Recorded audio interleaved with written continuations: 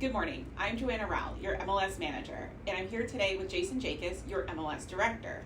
We're discussing our latest and highly impactful MLS system upgrade.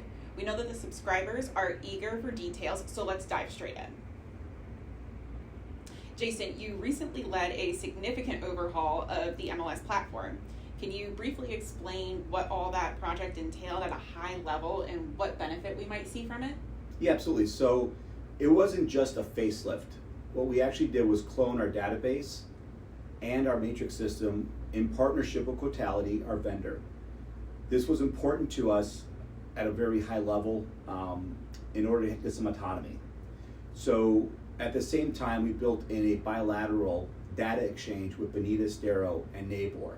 So we've always been, since 2011, been able to share the data that you put in as listings and be able to search data in other MLSs within the district, and we wanted to maintain that. So we built in a bilateral data exchange within these two different data buckets, if you will. So you had our original Southwest Florida Alliance database, and then you had a separate new clone database, and basically built pipes in between to exchange that data. So some subscribers are asking, why now? Why was right now the time to invest into such a transformative initiative? Great question. So in November 2024, the board of directors made a decision that was bold to take back control of our data in its own database, in its own environment, to have autonomy to do that data as they pleased. Whether it's ingesting data from third-party sources, or if it's sharing data with international or even domestic data share partners. So the timing was right. Timing was right. So tell us, did the project go as planned? Yes, it did. I mean, obviously, when you talk about a project of this magnitude, it is a challenge. I would say I would rate it as a 95% at the end of the project itself. We still had some problems with some of our vendor integrations with ShowingTime Plus, with One Home, with MLS Touch. But today, I'm happy to say that we are 100% integrated with all of our vendors, and everything is working as it should as an independent database. And we do apologize to our subscribers for any disruption of service that led to, but 3 weeks later, here we are, and I think we're in a good position. I woke up the next morning and the MLS was there, so that's all we can ask for. For those of us that lived through the deployment, we know that this is no small feat. What internal mechanics powered the success and the endeavor of this project? Yeah, I think it was the perfect storm. We had a board support that we've never had before with an initiative like this. We had deep collaboration with Quotality, our partner with Matrix, a laser focus on the continuity. We had a vision of what this needed to be, and there was 3 basic principles.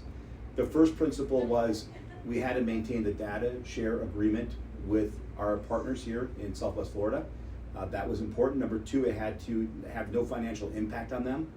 And number 3, it had to be seamless integration. And I think we delivered on all 3 of those. So I think the timing and doing this when we did was correct. Mm-hmm. So from a staff point, you have a different outlook of things, but on the subscriber side, from a subscriber lens, what are 2 or 3 direct advantages that they're going to notice from this upgrade? First, you enjoy enhancements and fixes to the system in real time. Part of the problem with the way we were doing things was what I would call myself personally an antiquated governance structure, where we had to vote on everything we did with the system, whether it was adding a field or adding luxury vinyl flooring, or if it was updating to the next version of the system. So right now we have the autonomy to do that at the speed in which we want to do it. We have the autonomy to upgrade. So you'll see those fixes come a lot quicker and a lot more seamlessly. Second, shared regional data remains a priority for us. So you'll still see that data. You'll still see Naples listings. You'll still see Bonita listings. And that's important. We understand that we do not want people to have to be a member of multiple listing services, multiple listing services throughout to get the information they want. And third, the scalable infrastructure sets the stage for a white label process or some growth in a different lateral.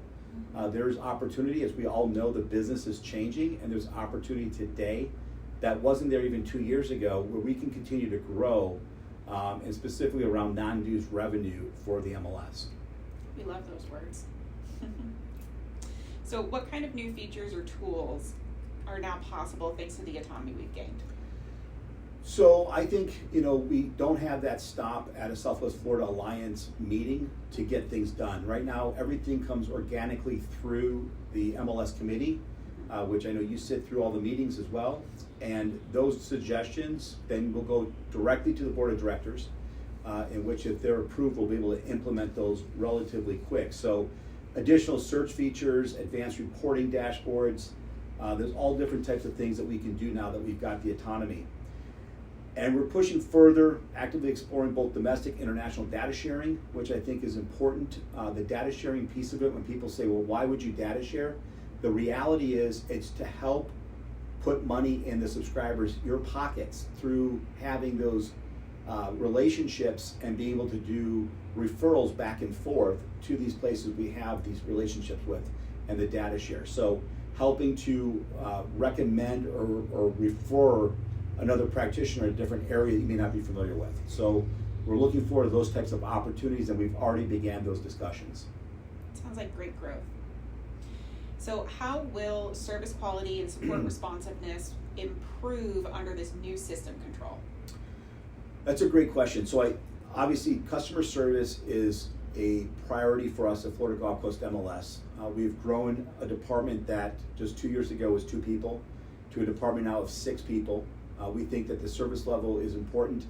We strive for that. One of the things that we did as an initiative was we mandated or set the structure up for every one of our administrators, including yourself, to get their CMLX 1. And that's a designation like the practitioners that have a GRI or a CRS. It is an elevated piece of education that is a standard for everybody to have that basic level of understanding of the multiple listing service. So we implemented that, and all of our administrators that have been with us for over 6 months has gotten the CMLX 1 foundation. The team that we've got that worked in our department is the lifeblood of our industry and what we do. So that's critically important, and a big shout out to all of them that help with this transition.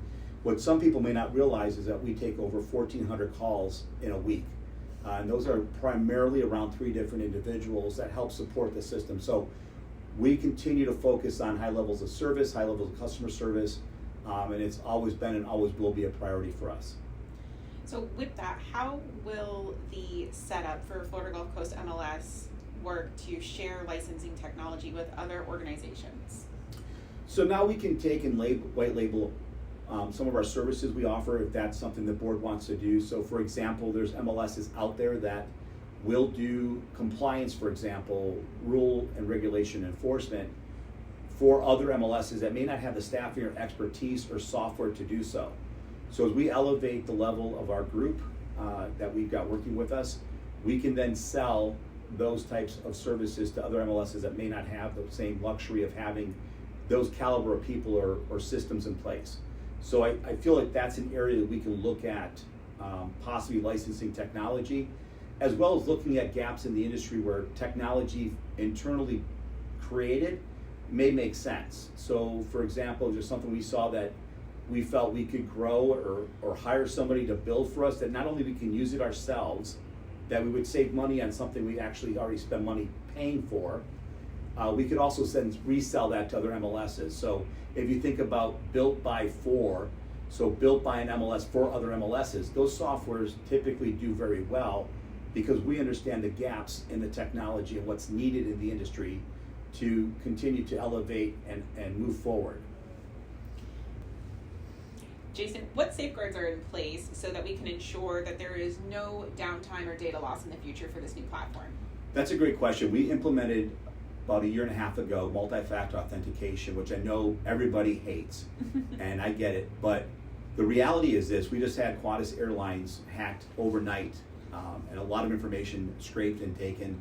Ransomware's on the up, and as we learned from Camp Cotality, that artificial intelligence is doing a majority of the cybersecurity cyber attacks on these companies. So the last thing we want is a Realtor user subscriber that doesn't want to change their password because they don't want to have to remember it. And remember, we have a single sign-on platform. There's MLSs out there that don't have a dashboard, so you have to learn 13 different passwords. Mm-hmm. So we have one password you got to learn and use, and we forced reset that a few weeks ago because there was a cyber attack. And the last thing we want for you is to be down for 3 months where you can't put food on the table for your families. So understand it's not because we're sitting here thinking of ways to make your life difficult. These are real, true, live issues that impact your ability to earn a living in this industry. So multi-factor authentication, as well as the different repertoire that Cotality has with servers and backups and those types of things, all that infrastructure is in place to ensure data safety and your data is being has integrity to it. Mm-hmm. Mm-hmm. Yeah, it's a hard thing, but we know it's best for the members, right? How can subscribers prepare to leverage the new capabilities? Are there training sessions, resources? What do you have for them?